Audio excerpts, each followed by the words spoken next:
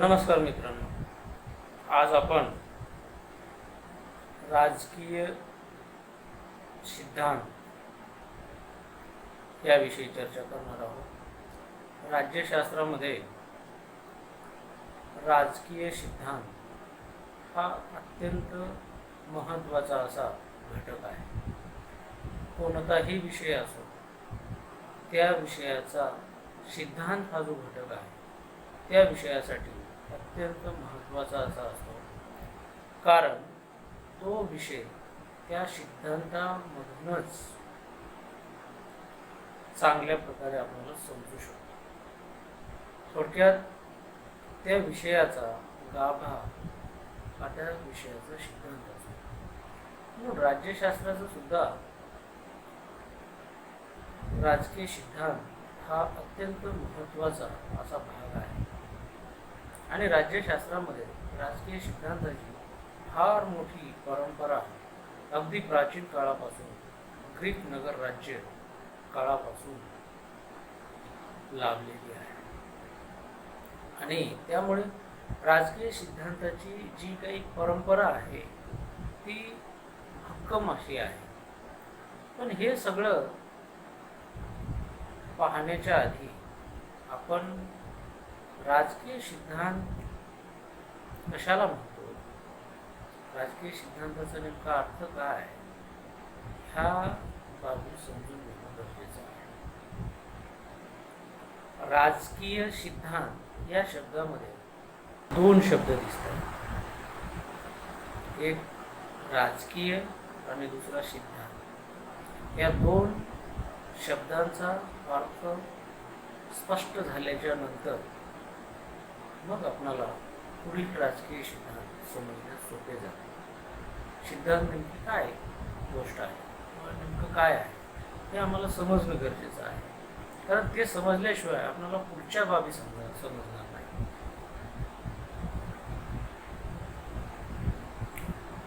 सिद्धांत हा जो शब्द आहे थिअरिया या ग्रीक शब्दापासून आलेला आहे. इंग्रजीत थिअरी असं म्हणतात, सिद्धांताला इंग्रजीमध्ये थिअरी असं म्हणतात. थिअरी हा शब्द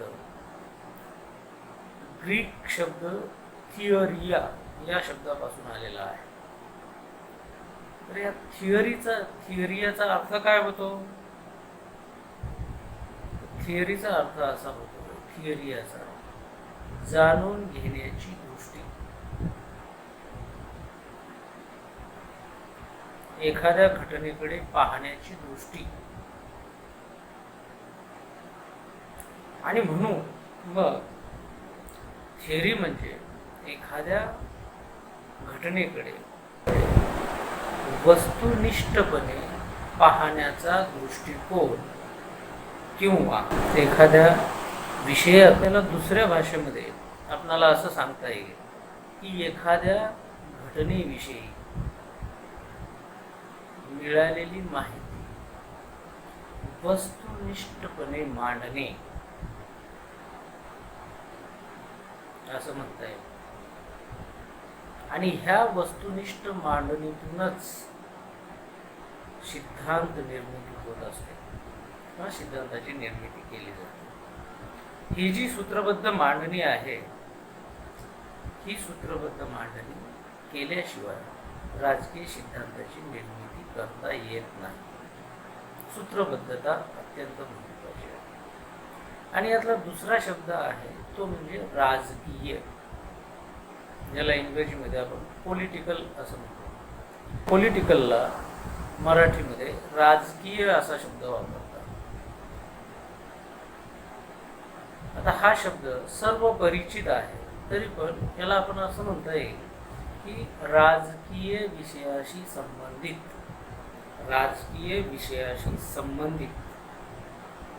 म्हणजे राजकीय. आणि म्हणून मग राजकीय सिद्धांताचा अर्थ आपल्याला असा सांगता येईल, राजकीय घटना घडामोडी विषयी वस्तुनिष्ठपणे मांडणी केली जाते, त्याला राजकीय सिद्धांत असे म्हणतात.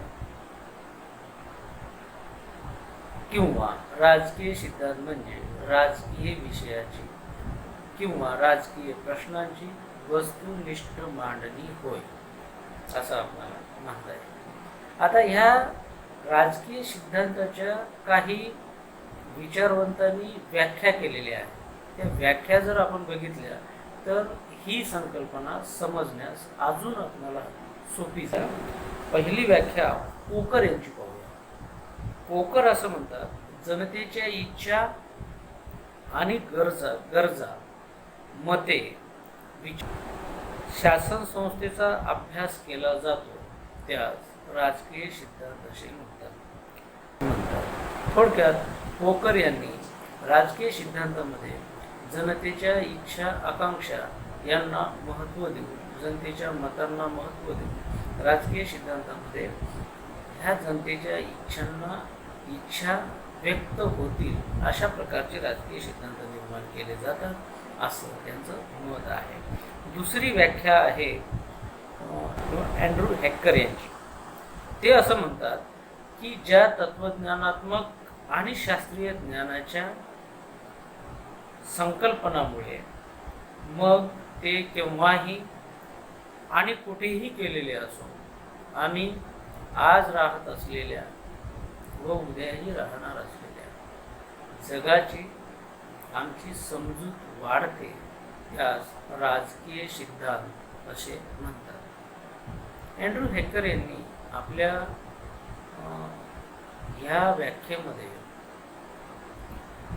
राजकीय प्रश्नासंदर्भातला, राजकीय विषयासंदर्भातला वर्तमान आणि भविष्यातला वेध घेतलेला आपल्याला दिसतो.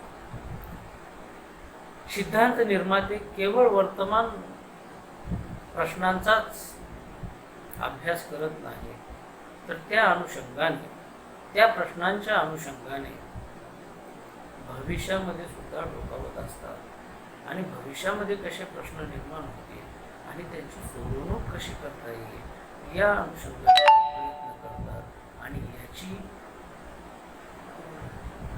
किंवा याचा आशय आपल्याला ह्या अँड्रू हॅकर यांच्या व्याख्यातून दिसून येतो. आणि तिसरी व्याख्या आहे शेबाईन या विचारवंताची. शेबाईन या विचारवंतांनी अगदी छोटी पण अर्थपूर्ण अशी व्याख्या केलेली आपल्याला दिसून येते.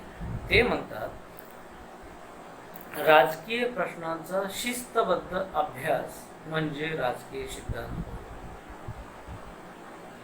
त्यांनी शिस्तबद्ध अभ्यास हा महत्त्वाचा शब्द आपल्या व्याख्येत वापरलेला आहे.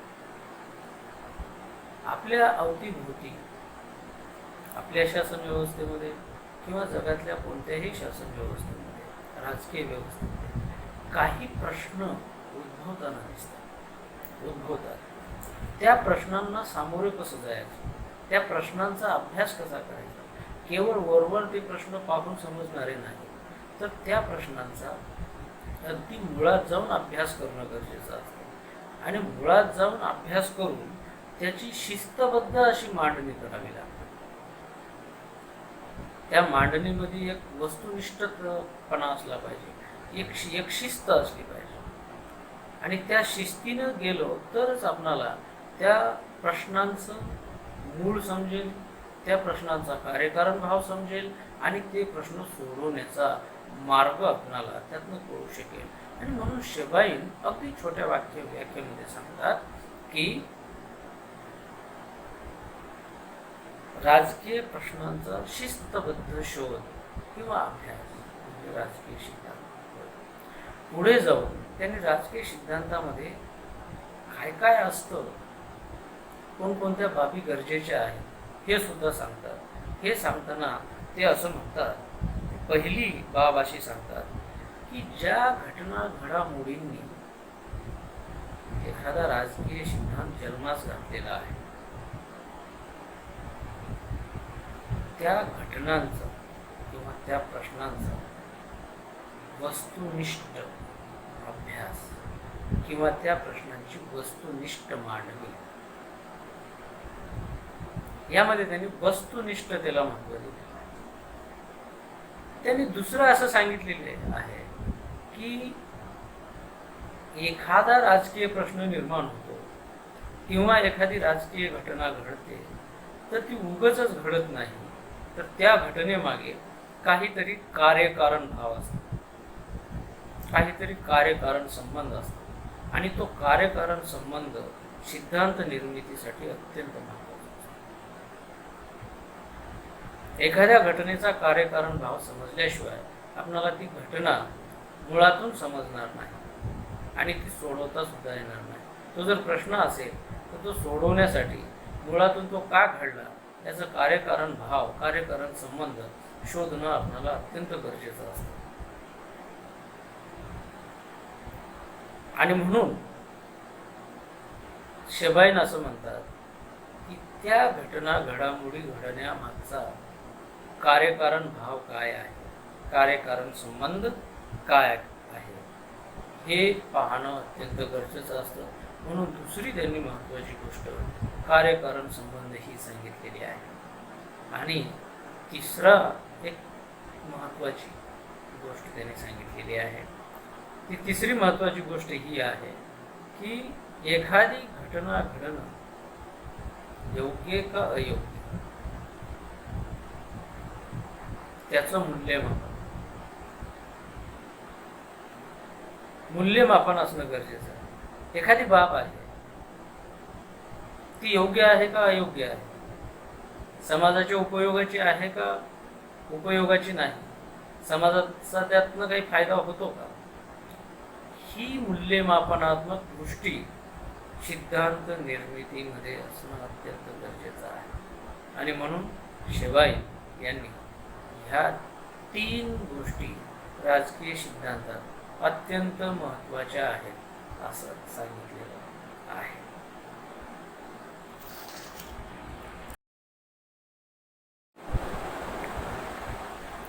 असे राजकीय सिद्धांत कधी निर्माण होतात, तर या संदर्भात असं म्हटलं जातं, ज्या काळात सामाजिक व राजकीय पेच प्रसंग जास्त निर्माण होतात, प्रश्न जास्त निर्माण होतात, त्या काळामध्ये राजकीय सिद्धांताची जास्त निर्मिती झालेली आपल्याला दिसून येते. किंवा त्याला दुसऱ्या भाषेमध्ये आपल्याला असं म्हणता येईल की त्या काळातील पेच प्रसंगांना, त्या काळातील प्रश्नांना राजकीय अभ्यासकाकडून जो प्रतिसाद मिळतो, ते प्रश्न, ते पेच प्रसंग सोडवण्याचा हे राजकीय अभ्यासक जो प्रयत्न करतात, त्या प्रयत्नातून राजकीय सिद्धांताची निर्मिती होत असते. आणि म्हणून आपल्याला असं दिसतं की इसवी सन पूर्व 4थ्या शतकामध्ये ग्रीक नगर राज्यामध्ये सॉक्रेटिस, प्लेटो, एरिस्टॉटल असे महान तत्त्वज्ञ आणि राज्यशास्त्रज्ञ होऊन गेले. त्यांनी महत्त्वपूर्ण असे सिद्धांत निर्माण केले आणि तेव्हाचे जे काही तिथले राजकीय प्रश्न होते, त्या राजकीय प्रश्नावर उत्तरं शोधण्याचा त्यांनी प्रयत्न. त्यानंतर विशेषतः युरोपामध्ये जी प्रबोधनात्मक चळवळ सुरू झाली, जी औद्योगिक क्रांतीला सुरुवात झाली, धर्मसुधारणेला सुरुवात झाली, लोकांच्या हक्काविषयी बोललं जाऊ लागलं, हा एक फार मोठा बदल होता.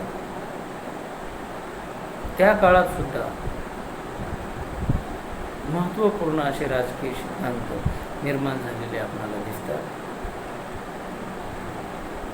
हॉब्स, लॉक, रूसो हे महान सामाजिक करारवादी राजकीय विचारवंत हे याच काळात झाले आणि त्यांनी जे विचार मांडले, त्या विचारांची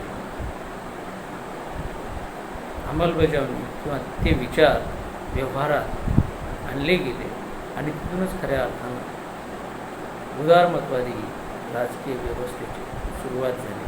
म्हणून त्या काळातील हे जे पेच प्रसंग असतात, हे पेच प्रसंग सोडविण्यासाठी राजकीय अभ्यासकांनी जसा प्रतिसाद दिलेला आहे आणि ते प्रश्न सोडविण्यासाठी जे प्रयत्न केलेले आहेत, त्या प्रयत्नातून राजकीय सिद्धांताची निर्मिती होत असते. आणि अशा प्रकारचे अनेक राजकीय सिद्धांत आजपर्यंत निर्माण झालेले आहेत आणि पुढेही होणार आहे. ही प्रक्रिया अखंडित चालणारी आहे. जसा जसा समाज पुढे जाईल तसा तसा राजकीय सिद्धांत निर्माण होत जाणार आहे. यानंतर आपण राजकीय सिद्धांताच्या स्वरूपाविषयी थोडीशी चर्चा करूया.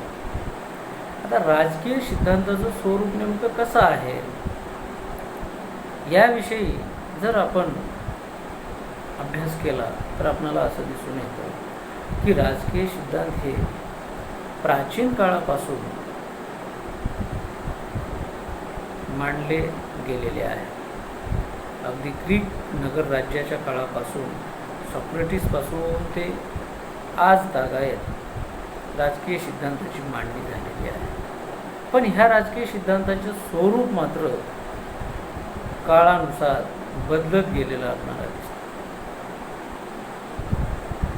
विशेषतः अभिजात राजकीय सिद्धांतात ज्यांना आपण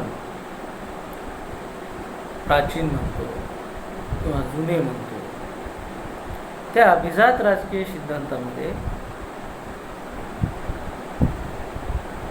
मूल्यांना,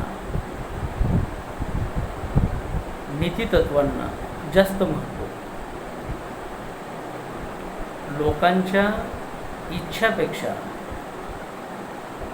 मानवी नीतितत्व तेव्हा जे काही होते, मानवी नीतिमत्ता ज्या काही होत्या, मूल्ये जी होती, ती मूल्ये जास्तीत जास्त राजकीय सिद्धांतामध्ये आलेले आपल्याला दिसून येतात.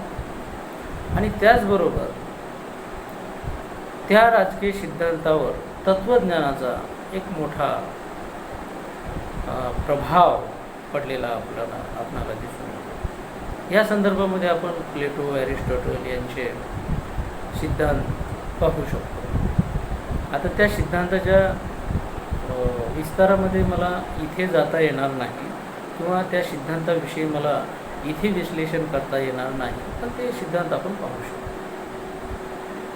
म्हणून राजकीय सिद्धांतावर सुरुवातीच्या काळामध्ये त्याचबरोबर मानवी मूल्यांचा आणि तत्त्वज्ञानाचा मोठा प्रभाव राहिलेला आपल्याला दिसून येतो. नंतरच्या काळामध्ये राजकीय सिद्धांतावर विचारसरणीचा प्रभाव आपल्याला दिसतो. राजकीय सिद्धांत निर्मितीमध्ये विचारसरणीने सुद्धा अत्यंत महत्त्वाची अशी भूमिका बजावलेली आहे. उदाहरणार्थ एक विचारसरणीचा जर आपण विचार केला उदारमतवादी विचारसरणी. या उदारमतवादी विचारसरणीने अनेक राजकीय सिद्धांत दिलेले आहे. हक्क, न्याय, स्वातंत्र्य, समता, बंधुता ह्या सगळ्या संकल्पना उदारमतवादी विचार प्रवाहामधून आलेल्या आहेत.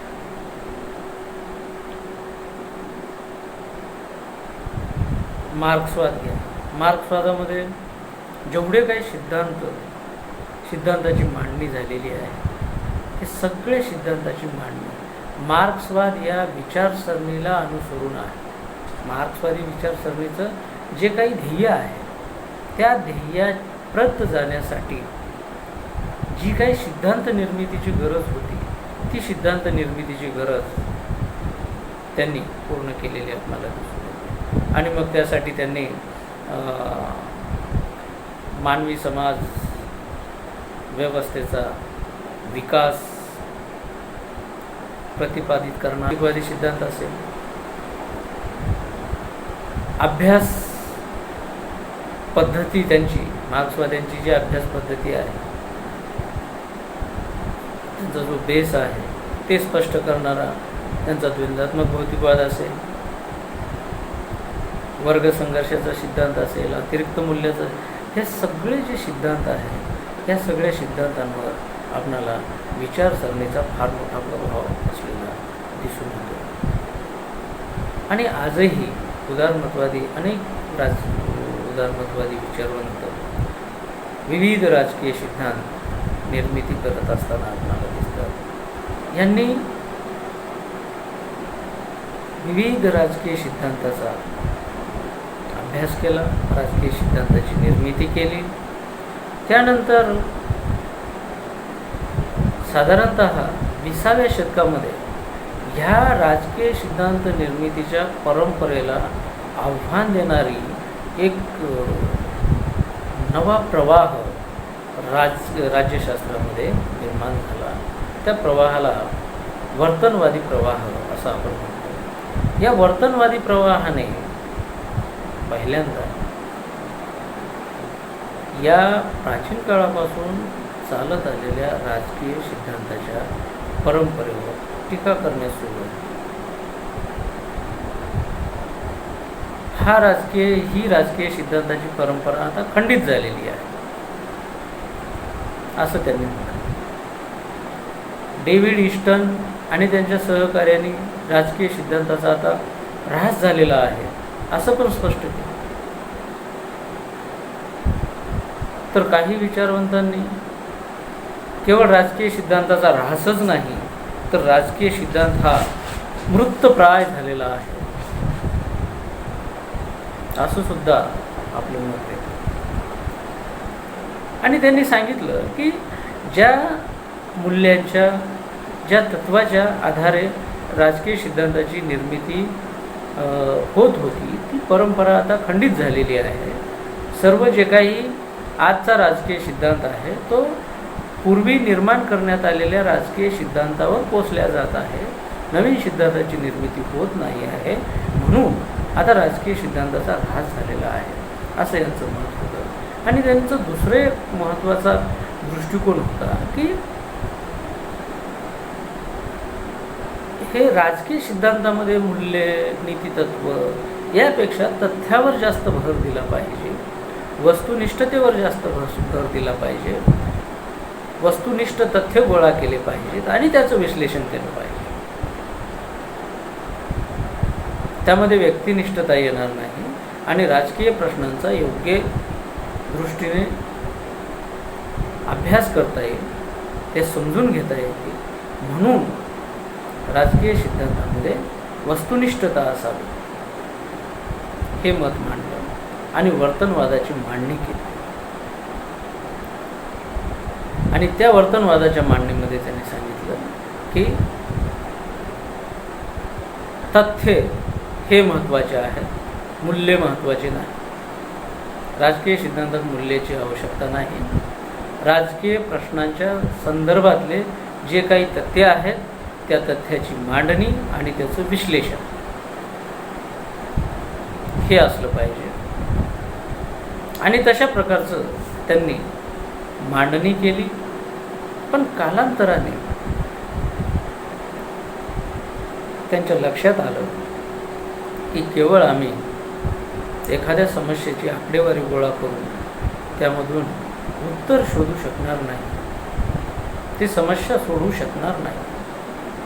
ही उणीव लक्षात आल्याच्या नंतर डेव्हिड ईस्टन सारख्याच वर्तनवादाची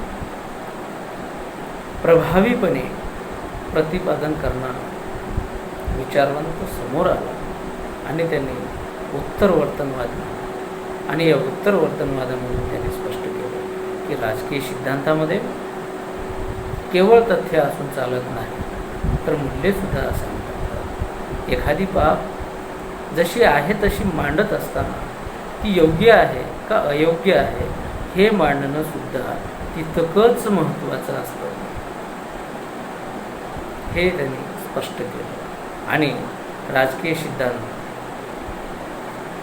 पुन्हा जी हकाटी त्यांनी दिलेली होती की राजकीय सिद्धांताचा ऱ्हास झाला, राजकीय सिद्धांत मृतप्राय झाला, ही जी हकाटी दिली होती ही हकाटी कमकुवत झाली किंवा ती हकाटी दूर झाली आणि राजकीय सिद्धांताला एका नव्या दृष्टीनं पाहण्याचा प्रयत्न होऊ लागला. आणि याच काळामध्ये मायकेल ओकशॉट असेल, हना अरेंट असेल, असे काही विचारवंत जे विचारवंत राजकीय सिद्धांताचा अभ्यास मूल्याच्या दृष्टीने करतात ते विचारवंत समोर आले आणि त्यांनी सिद्धांताची मांडणी केली. आणि त्यांनी सांगितलं की ही परंपरा खंडित नाही झालेली, अजूनही विचारवंत आहेत, अजूनही सिद्धांतकर्ते आहेत की जे मूल्याच्या आधारे राजकीय सिद्धांताची निर्मिती करू पाहत आहेत आणि राजकीय सिद्धांतामध्ये मूल्ये महत्त्वाची आहेत. त्याशिवाय आम्हाला मार्गक्रम करता येणार नाही हे त्यांनी स्पष्ट केलं आणि त्यामुळे राजकीय सिद्धांत पुन्हा समृद्ध झाले. वर्तनवादाने ठीक आहे, राजकीय सिद्धांताच्या संदर्भामध्ये ऱ्हास किंवा मृतप्राय होणे हे शब्द वापरले असते, पण राजकीय सिद्धांताला अजून वस्तुनिष्ठतेकडे जाण्यासाठी त्यांनी मदतच केली असं आपल्याला म्हणता येईल. कारण वस्तुनिष्ठतासुद्धा सिद्धांतामध्ये तितकाच महत्त्वाचा मुद्दा आहे किंवा ती तितकीच महत्त्वाची बाब आहे. एखाद्या प्रश्नाचा अभ्यास करत असताना त्या प्रश्नांच्या संदर्भातले महत्त्वपूर्ण तथ्य गोळा करणं, त्या तथ्याचं विश्लेषण करणं, त्या तथ्याची मांडणी करणं हे सुद्धा तितकंच गरजेचं असतं.